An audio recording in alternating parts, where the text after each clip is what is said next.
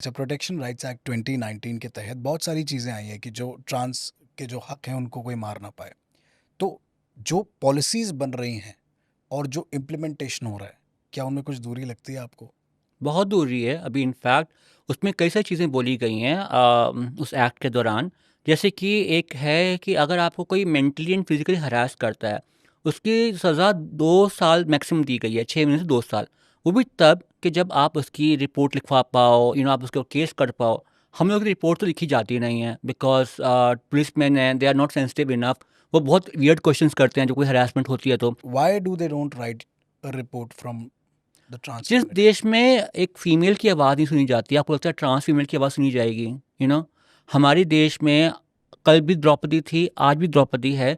आज कल भी कौरव थे, आज भी कौरव है। आज भी हमारा लॉ में जो है वो पट्टी बांधी हुई है ना, वो पट्टी उन्होंने बांध के रखी हुई है। They just don't want to give equal rights, वो इक्वल राइट नहीं देना चाहते। अगर हमारी कंप्लेंट लिखेंगे, काम बढ़ेगा, उन्हें और काम करना पड़ेगा।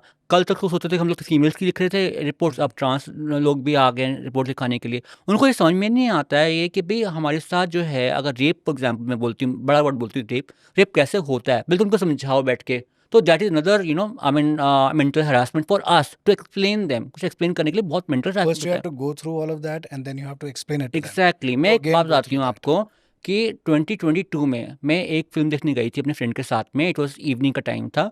Of course I was coming back and हमको तीन लोगों ने, तीन तीन लॉयर्स थे, I think they were working in Karkardooma court. And उन्होंने पकड़ा हम लोगों को and they started harassing me. मैंने पुलिस को फ़ोन किया, पुलिस केम, हम लोग को लेके गई वहाँ पर स्टेशन पे। I will not name the station. And वहाँ पे उन्होंने मुझे बोला कि मैम आप कंप्लेन मत डालो इनकी, बिकॉज ये लोग जो हैं लॉयर्स हैं, कल को कुछ ना कुछ आपका केस बना देंगे। मैंने कहा नहीं, मुझे करना है।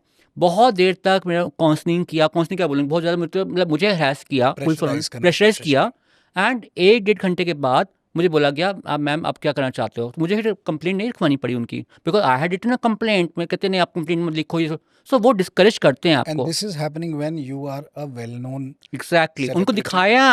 आई लिटरली दिखाया, देखो गूगल पे मेरे बारे में कितना कुछ लिखा हुआ है, मैं जर्नलिस्ट को ला सकती हूँ, मैं ट्वीट कर सकती हूँ अभी इस बारे में।